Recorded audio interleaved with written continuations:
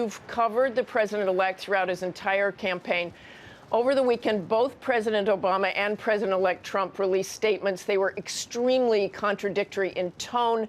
President Obama's statement talking about Castro as singular figure with enormous impact, and Donald Trump saying, "Today the world marks the passing of a brutal dictator who oppressed his own people for nearly 6 decades. Fidel Castro's legacy is one of firing squads, theft, unimaginable suffering, poverty, and the denial of fundamental human rights." On the campaign trail, Trump promised he would reverse President Obama's opening to Cuba. Do you think that will happen, or might Castro's death change all that? You know, Martha, I think President-elect Trump has sent 2 very clear signals. First, that statement. It was almost as if it was drafted from a coffee stand in Little Havana.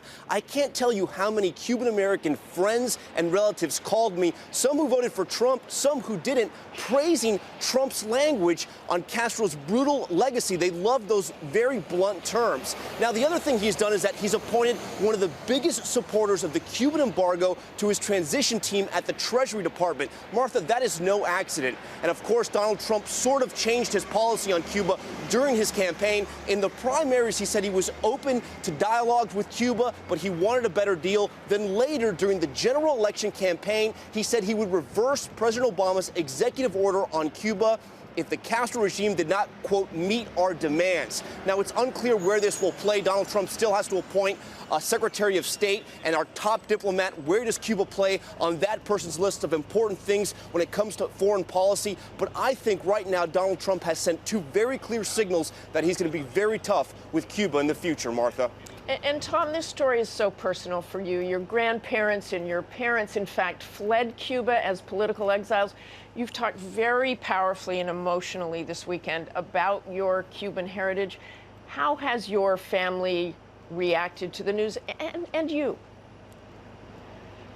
You know, I think as far as my family is concerned, there's a lot of joy. You see it on the streets of South Florida with those celebrations in Little Havana. And it's not joy that an old, frail man is dead. That's not why they're celebrating.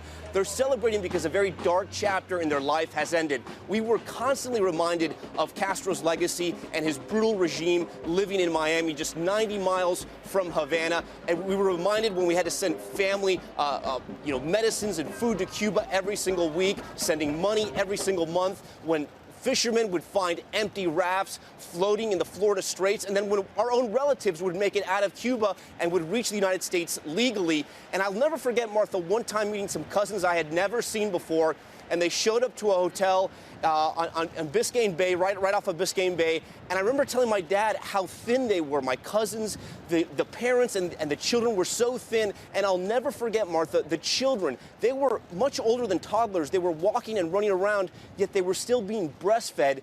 Why? Because there was not enough milk to go around in Cuba, Martha. Thanks so much, Tom, for sharing that with us. And thanks to you, Jim, as well.